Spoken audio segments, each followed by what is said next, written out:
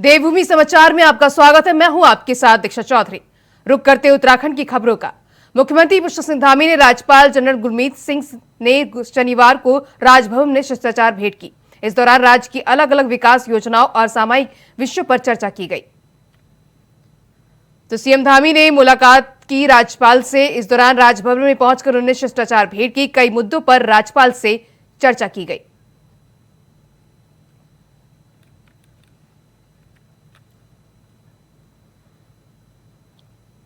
तो सीएम पुष्कर सिंह धामी ने राज्यपाल से मुलाकात की। इस दौरान कई मुद्दों पर चर्चा की। इस दौरान आपको बता दें, मुख्यमंत्री पुष्कर सिंह धामी ने राज्यपाल जनरल गुरमीत सिंह से शनिवार को राजभवन में शिष्टाचार भेंट की। इस दौरान राज्य की अलग अलग विकास योजनाओं और सामाजिक विषयों पर चर्चा की गई।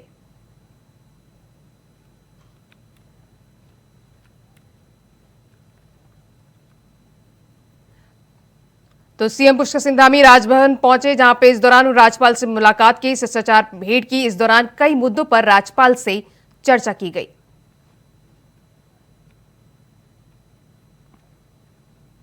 उत्तराखंड में धामी सरकार के मंत्रिमंडल विस्तार की चर्चाएं एक बार फिर तेज हो गई हैं। मुख्यमंत्री पुष्कर सिंह धामी ने राज्यपाल लेफ्टिनेंट जनरल गुरमीत सिंह से राजभवन में मुलाकात की। सीएम और राज्यपाल की हुई इस मुलाकात के बाद मंत्रिमंडल विस्तार को लेकर राजनीति गर्मा गई है। तो कौन बनेगा मंत्री, किसके हैं आसार की रिपोर्ट देखिए।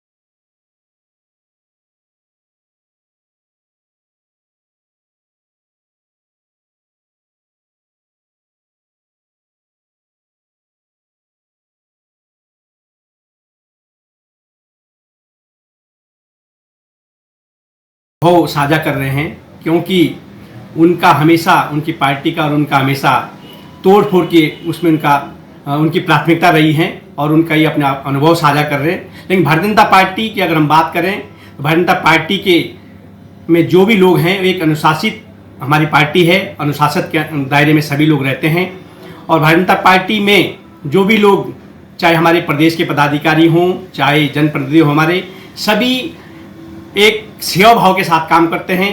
और हमारे भारतीय जनता पार्टी के जो भी कार्यकर्ता हैं राष्ट्र को प्रथम मानते हैं, पार्टी के उसके बाद और स्वयं उसके बाद उनका महत्व है। लेकिन और किसी प्रकार का उनका कोई स्वार्थ नहीं, देश सेवा के लिए काम करते हैं और अनुशासन के दायरे में काम करते हैं। उत्तराखंड में एक बार फिर धामी कैबिनेट की विस्तार की चर्चाएं जोरों से हैं, जिसमें हर कोई व्यक्ति यही चर्चा करता हुआ नजर आ रहा है। मंत्रिमंडल विस्तार कभी भी हो सकता है। धामी कैबिनेट में मंत्री पद की 4 कुर्सियां खाली हैं, जिसको लेकर चर्चाएं गर्म है। कभी भी मंत्रिमंडल का विस्तार हो सकता है। विपक्ष लगातार मंत्रिमंडल के विस्तार को लेकर भाजपा पर हमलावर है। कांग्रेस प्रदेश अध्यक्ष करण महरा का कहना है कि कांग्रेस से भाजपा पर गए नेता ही कैबिनेट में अपनी जगह बनाएंगे, क्योंकि बीजेपी के पास मंत्रिमंडल के लिए कोई भी अपना चेहरा नहीं है। इस तरीके का भेद नहीं होता। चुनाव से पहले पीसीसी के अध्यक्ष और सीएलपी दोनों गढ़वाल से थे और अजय भट्ट जी दोनों पदों पर रहे। ये कभी बात नहीं उठी। ये कुछ लोग हैं जो इस तरीके की अफवाहें फैलाते हैं। हाँ, बीजेपी में संतुलन होना चाहिए, क्योंकि पूरी कैबिनेट तो कांग्रेस चला रही है और मुझे आज भी उम्मीद है कि जो कैबिनेट विस्तार होगा उसमें कांग्रेस के किसी साथी को, पूर्व साथी को जगह मिलनी चाहिए, क्योंकि सरकार चलाना तो केवल कांग्रेस को आता है। विरोध करने की राजनीति बीजेपी को अच्छी आती है, उनको विरोध में रहना चाहिए और सरकार चलाने का काम कांग्रेस को करना चाहिए। इसीलिए कांग्रेस से आयात करके जो है मंत्री बनाए जाते हैं। उत्तराखंड के मंत्रिमंडल में विस्तार की जो चर्चाएं हैं, उस पर आम आदमी पार्टी का ये कहना है कि देखिए, 2 साल बीत जाने के बाद भी अभी तक पूर्ण तरीके से मंत्रिमंडल का विस्तार नहीं हो पाया है। साथ ही पिछले कार्यकाल की भी अगर हम बात करें तो भी पिछले 3-4 सालों तक मंत्रिमंडल लटकाए रखा गया। बीजेपी के सामने मंत्रिमंडल विस्तार से लेकर दायित्व बंटवारे में पार्टी नेताओं को एडजस्ट करना, उन्हें संतुष्ट करना एक बड़ी चुनौती है। ऐसे में सीएम की राज्यपाल से मुलाकात के बाद मंत्रिमंडल विस्तार की चर्चा भी कभी गर्म है, जिससे प्रदेश में सियासी माहौल फिर गर्मा दिया है। ऐसे में देखना ये होगा कि दायित्व से लेकर मंत्री तक सीएम किसे अपना सहयोगी चुनते हैं। ब्यूरो रिपोर्ट, देहरादून से अभय कैतुरा की रिपोर्ट, इंडिया वॉइस के लिए।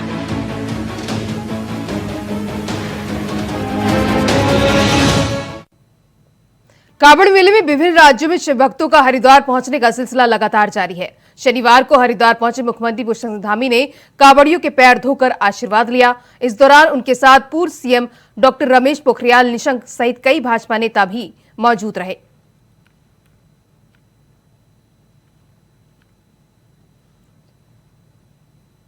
तो सीएम पुष्पसिंह धामी हरिद्वार दौरे पर आए। इस दौरान उन्होंने कांवड़ियों के पैर धो के उनका आशीर्वाद दिया। तो सीएम पुष्पसिंह धामी ने कांवड़ियों के पैर धोकर उनका आशीर्वाद लिया।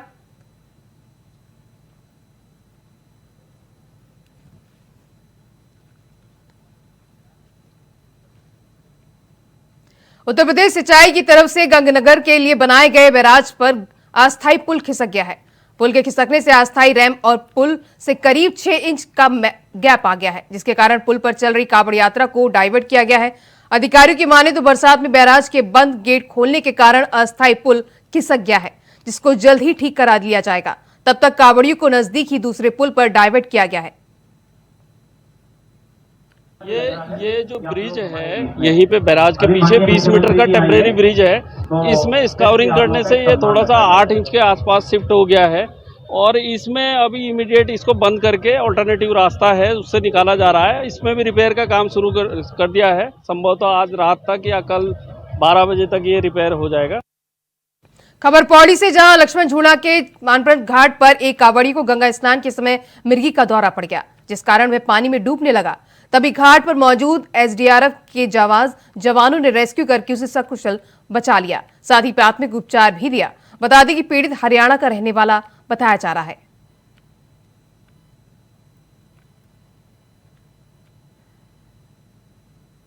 तो पौड़ी में घाट पर डूब रहे एक कांवड़ियों को एसडीआरएफ की टीम ने रेस्क्यू किया। गंगा स्नान के समय मिर्गी का दौरा पड़ा, जिस दौरान एसडीआरएफ टीम ने मदद की।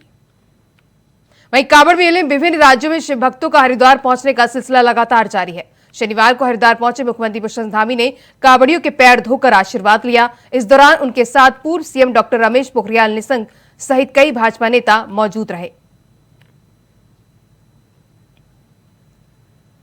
तो सीएम पुष्पसिंह धामी हरिद्वार दौरे पर रहे। इस दौरान उन्होंने कांवड़ियों के पैर धोकर उनके आशीर्वाद लिया।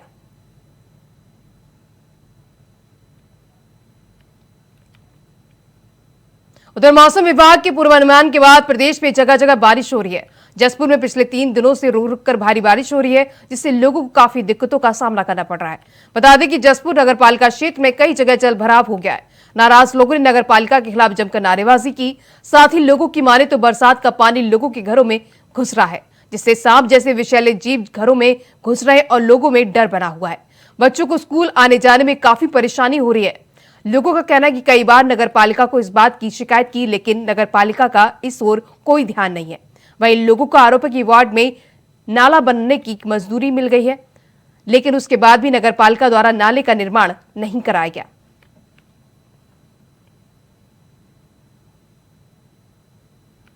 पानी की तो इतनी दिक्कत है, बच्चों का बाहर निकलना और बच्चे नालों में गिर रहे हैं। स्कूल जाने के लिए काफ़ी दिक्कत हो रही है और क्या कहते हैं, घरों में सांप घुस रहे हैं, पानी घरों में घुस रहा है, इतनी गंदगी है, कीड़े मकोड़े सब घरों में घुस रहे हैं। सब तंग आ चुके हैं इस गंदगी से।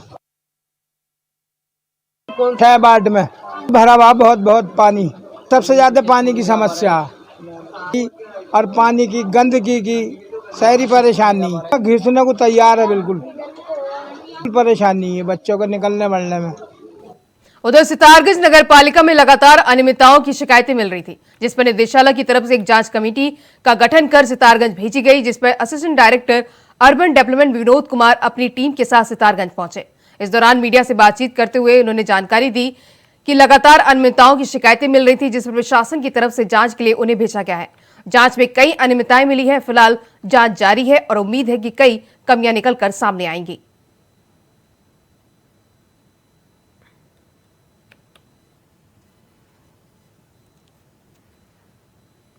तो सितारगंज में अनियमितताओं की शिकायत पर जांच कमेटी पहुंची। इस दौरान प्रशासन ने जांच कमेटी बनाकर भेजा है। इसमें जांच में कई अनियमितताएं सामने आएंगी, इसको लेकर विनोद कुमार ने कहा है।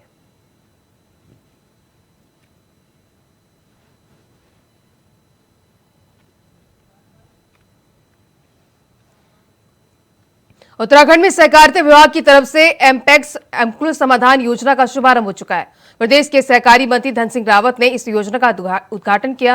वन टाइम सेटलमेंट योजना के तहत सहकारी बैंकों के जरिए लिए गए लोन को ब्याज मुक्त किया जाएगा, जिसमें मृतकों के परिजनों को फायदा मिलेगा। आपको बता दें, इस स्कीम के तहत 31,000 से अधिक परिवारों को योजना से जोड़ा जाएगा।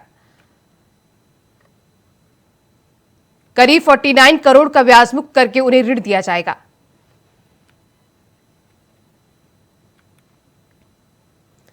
तो देहरादून में सहकारी मंत्री धन सिंह रावत ने इसका शुभारंभ किया है। इतिहास में पहली बार सहकारिता विभाग जो है अपने बहुउद्देशीय साधन सहकारी समितियों में वन टाइम सेटलमेंट एक योजना लॉन्च करने जा रहा है। मैं अपने मुख्यमंत्री जी का भी और देश के माननीय प्रधानमंत्री जी का भी और देश के माननीय सहकारिता मंत्री जी का भी आभार व्यक्त करना चाहता हूँ। रामनगर विधायक दीवान सिंह बिष्ट ने सिंचाई विभाग और नगर पालिका के अधिकारियों की बैठक ली और जरूरी दिशा निर्देश दिए। बैठक में मुख्य रूप से रामनगर में स्थित नहर कांवरिए और नहरों में गिर रहे सीवरेज के पानी को रोकने के लिए विस्तार से चर्चा की गई। बता दें कि रामनगर में नगर कवरिंग की मांग लंबे समय से की जा रही थी, जिसको लेकर मुख्यमंत्री की तरफ से घोषणा भी की जा चुकी है। तो रामनगर में नगर पालिका अधिकारियों की बैठक हुई। एमएलए दीवान सिंह बिष्ट ने बैठक ली। नहर कवरिंग को लेकर चर्चा की गई। सीवरेज के पानी को रोकने पर भी चर्चा की गई। पुरानी मांग थी रामनगर की नहर कवरिंग की, उसके मामले में ये बैठक विशेषकर बुलाई गई थी। इसमें हमारे अधिकारी लोग, नगर पालिका, सिंचाई विभाग, क्योंकि नहर कवरिंग की बात जब आई तो उसमें जो ड्रेनेज हैं और जो सीवर है, मेन पहले वो काम होना है। तो उसके लिए चर्चा हुई है विस्तार से, किस प्रकार से किया जाएगा। तो आज उस पर निर्णय लिए गए हैं कि सरकार से पहले ड्रेनेज और जो हमारा सीवर है इसका काम किया जाए। तो इसके देखिए, आज माननीय विधायक जी की अध्यक्षता में आज बैठक हुई है यहाँ पर, और नगर पालिका के ईओ साहब भी आज आए हुए हैं और निर्देश दिए गए हैं कि इसमें जिस तरह का सीवर या कहीं से भी पानी आ रहा है उसको तुरंत रोक लगाई जाए। साथ ही साथ ये भी कहा गया है कि इसके लिए जो प्लानिंग है सीवर की और ड्रेनेज की पहले कर ली जाए, कवरिंग का काम बाद में ही हो पाएगा। तो वो निर्देश दे दिए गए हैं और इस संबंध में कार्रवाई हो रही है। डोईवाला की केंद्रीय पेट्रो रसायन अभियांत्रिकी और प्रौद्योगिकी संस्थान सिपेट में प्रशिक्षण ले रहे तमाम युवाओं को सफल प्रशिक्षण के बाद रोजगार भी मिल रहा है, जिसमें भारत सरकार के संस्थान अब युवाओं की पहली पसंद बनता जा रहा है। सिपेट में हुए कार्यक्रम में ऑल इंडिया रैंक प्राप्त करने वाले छात्रों को डोईवाला के विधायक ब्रजभूषण गौरालन ने सम्मानित कर उनके उज्जवल भविष्य की कामना की। कौशल विकास प्रशिक्षण कार्यक्रम में 6 महीने का निःशुल्क आवासीय प्रशिक्षण प्राप्त कर रहे हैं छात्रों को कौशल और नियुक्ति प्रमाण पत्र वितरित किए गए। इस दौरान विधायक ब्रजभूषण गौरालन ने कहा कि डोईवाला में सीपेट जैसी संस्था का होना हमारे लिए गर्व की बात है, क्योंकि इसमें पूरे उत्तराखंड के पहाड़ आदि दूरदराज क्षेत्रों के छात्र छात्राएं प्रशिक्षण प्राप्त कर रोजगार पूरक शिक्षा प्राप्त कर रहे हैं।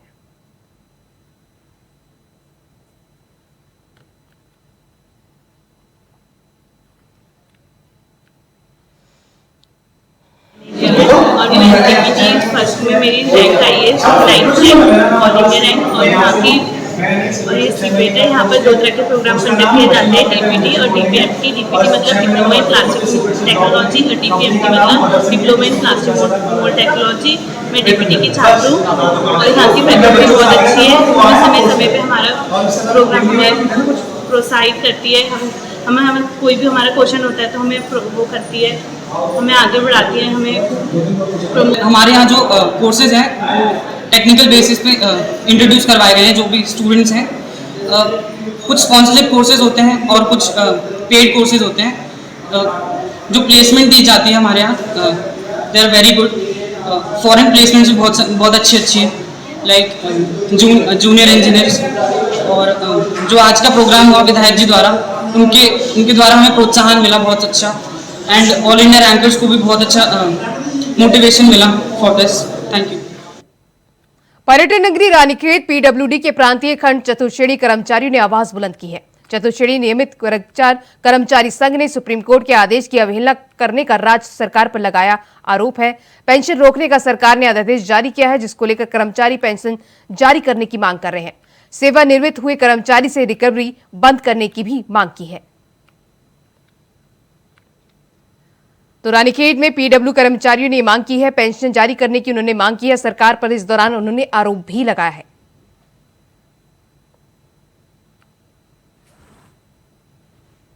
कर्मचारियों की हम 4th क्लास के कर्मचारियों को अनदेखा कर रखे हैं, हमारी मांग पूरी नहीं कर रहे हैं और हमारी वर्ग चार्ज की सेवा जोड़ते हुए और इसके पेंशन का लाभ मिलना चाहिए और सुप्रीम कोर्ट का आदेशों की अवहेलना कर रखी है। शिक्षा सत्र शुरू हुए 3 महीने बीत हो चुके हैं, लेकिन अभी तक सरकारी विद्यालयों में पाठ्य पुस्तकें 100% नहीं आई हैं, जिससे नाराज पंचायत सदस्य जगत मतोलिया ने प्रदेश के शिक्षा मंत्री धन सिंह रावत के खिलाफ ईमेल के जरिए पुलिस में तहरीर दी है। पिथौरागढ़ में धन सिंह रावत के खिलाफ तहरीर दी गई है। पिथौरागढ़ पंचायत सदस्य ने यह तहरीर दी है। सरकारी विद्यालयों में पाठ्य पुस्तकें नहीं पहुंचने पर यह तहरीर दी गई है। अप्रैल से उत्तराखंड शिक्षा विभाग का शिक्षा सत्र शुरू हो गया है और अभी तक सरकारी विद्यालयों में 100% पाठ्य पुस्तकें नहीं पहुंच पाई हैं, और जिस कारण पूरे प्रदेश का पठन पाठन आपका प्रभावित हो रहा है। और मेरी जो जिला पंचायत सीट मुंशियारी है उसकी भी स्थिति इसी तरह की है। शिक्षा विभाग इसके लिए पूर्ण रूप से दोषी है और शिक्षा विभाग के जो मुखिया हैं प्रदेश के शिक्षा मंत्री प्रदेश के मुख्यमंत्री पुष्कर सिंह धामी शनिवार को हरिद्वार के दौरे पर रहे। इस दौरान उन्होंने कई कार्यक्रम में हिस्सा लिया।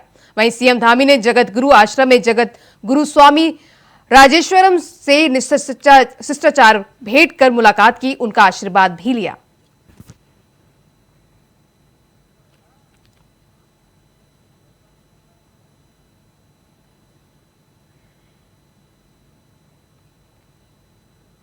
तो प्रदेश के मुख्यमंत्री पुष्कर सिंह धामी शनिवार को हरिद्वार दौरे पर आए। इस दौरान उन्होंने कई कार्यक्रम में हिस्सा लिया। वहीं सीएम धामी ने जगत गुरु आश्रम में जगत गुरु स्वामी राजरेश्वरम में शिष्टाचार भेंट कर मुलाकात की और उनका आशीर्वाद भी लिया।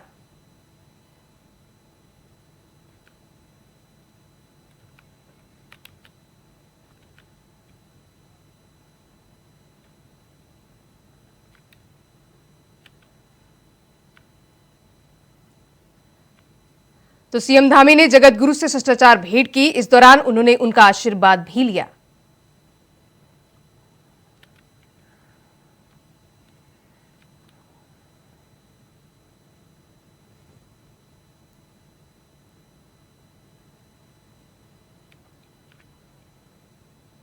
हरिद्वार में इन दिनों चाहे प्रशासन हो या फिर राजनेता, सभी को भगवान भोलेनाथ की भक्ति का रंग चढ़ा हुआ है। अब तो आलम यह है कि राजनेता भी भोलेनाथ की भक्ति में लिप्त होते दिखाई दे रहे हैं। दरअसल हरिद्वार के सांसद व पूर्व कैबिनेट मंत्री रमेश पोखरियाल निशंक आज हरिद्वार में चल रहे कावड़ मेले में लगाए गए कावड़ शिविर के उद्घाटन करने पहुंचे, जहां निशंक ने हरिद्वार में चल रहे कावड़ शिविर में कावड़ियों के लिए पूरी तली और उन्होंने अपने हाथों से भोजन भी कराया। तो वहीं हरिद्वार के नगर विधायक मदन कौशिक ने हरिद्वार के शंकराचार्य चौक पर कावड़ियों पर पुष्प वर्षा की।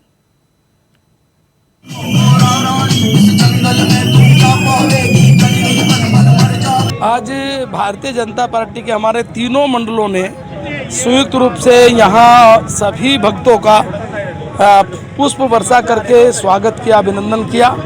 हमारे सभी कार्यकर्ताओं को कहीं ना कहीं कोई सेवा के काम में लगने को इस प्रकार का निर्देश दिया गया है। कोई मेडिकल कैंप लगा रहे हैं, तो कोई भोजन की सेवा कर रहे हैं, तो कोई अन्य प्रकार की सेवा कर रहे हैं। तो आज पूरे तीनों मंडलों ने यहाँ पर हमने कांवड़ियों का पुष्प वर्षा कर से हार्दिक स्वागत और अभिनंदन किया।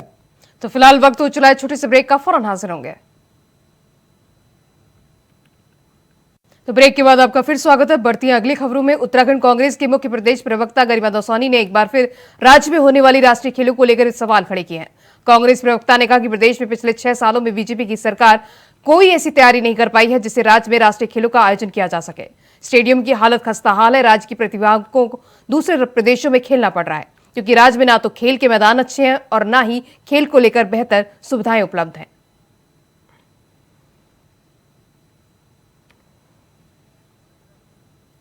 पिछले 6 सालों से भाजपा का राज काबिज है, लेकिन 6 सालों में नेशनल गेम्स करा पाने में सफल नहीं हो पाई भाजपा। और अब खुद भी मुंगेरी लाल के हसीन सपने देख रहे हैं और जनता को भी दिखा रहे हैं, खिलाड़ियों को भी दिखा रहे हैं। अब कहा जा रहा है सरकार की ओर से कि 6 महीने में हम कमर कस कर तैयारी करेंगे और नेशनल गेम्स यहाँ पर होंगे, लेकिन होता हुआ नजर नहीं आ रहा है क्योंकि यहाँ के स्पोर्ट्स स्टेडियम्स की हालात बद से बदतर हैं। हमारे खिलाड़ियों को दूसरे प्रदेशों से खेलना पड़ रहा है, दूसरे प्रदेशों के स्टेडियम्स का सहारा लेकर अपने को और पैना करना पड़ रहा है। इसलिए उत्तराखंड के लिए तो हालात ऐसे हैं कि कब नौमन तेल होगा। सत्तासीन बीजेपी सरकार के रिक्त मंत्री पदों को लेकर पूर्व मुख्यमंत्री हरीश रावत ने सरकार पर तंज कसा है। पूर्व मुख्यमंत्री ने कहा कि अगर सरकार मंत्री पद भरने का काम करती है तो फिर यह सरकार गिर जाएगी और बीजेपी का तिलस्म भी टूट जाएगा। पूर्व मुख्यमंत्री हरीश रावत का ये व्यंग बीजेपी के लिए एक चिंता का विषय बन गया है क्योंकि मंत्री पद भरने को लेकर सरकार भले ही मंथन कर रही हो, लेकिन पार्टी के भीतर विधायकों में आक्रोश भड़कने लगा है। कर रहे हैं, यदि जैसे ये भरेंगे ये सरकार भड़ाम से गिर जाएगी। तो इसलिए धामी जी यदि कोई उनको सिखा रहा है तो ठीक सिखा रहा है कि जो है 2-3 पद खाली रखो ताकि उनकी। लक्ष्य में कांग्रेस जिला अध्यक्ष राजीव चौधरी ने प्रशासन की कांवड़ यात्रा प्लान पर सवाल उठाए हैं। दरअसल बीते मंगलवार से जनपद हरिद्वार में विश्व प्रसिद्ध कांवड़ यात्रा की शुरुआत हुई है, जिसमें देश भर से यात्री गंगाजल लेने के लिए हरिद्वार पहुंचे हैं।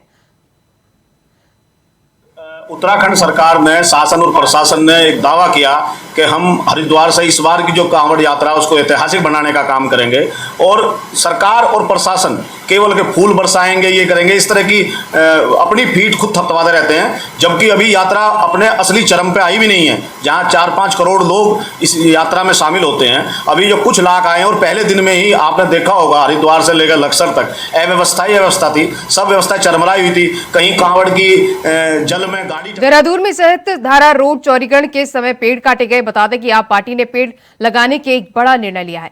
तभी इस दौरान आप पार्टी के प्रदेश प्रवक्ता रविंद्र सिंह आनंद ने कहा कि अगर राज्य सरकार काटे गए पेड़ों के बदले वृक्षारोपण नहीं करती तो वह भूख हड़ताल करने को मजबूर हो जाएंगे। ये सहस्त्र धारा रोड पर रोड चौड़ीकरण के नाम पर हजारों लाखों पेड़ काटे गए। उस समय पर्यावरण प्रेमियों ने और स्वयं मैंने भी इस आवाज को उठाया था कि सरकार ये जो हजारों पेड़ काट रही है ये सालों से लगे हैं और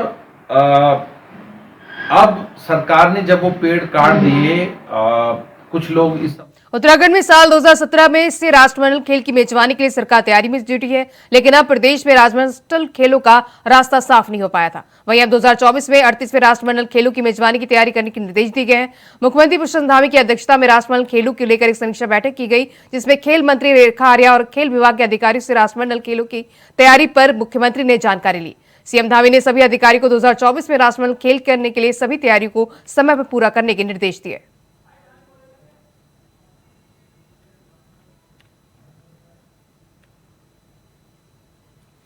तो सीएम धामी की अध्यक्षता में ये बैठक हुई। बैठक में रेखा आर्या खेल मंत्री मौजूद रहीं। इस दौरान राष्ट्रमंडल खेलों की लेकर ये समीक्षा बैठक की गई।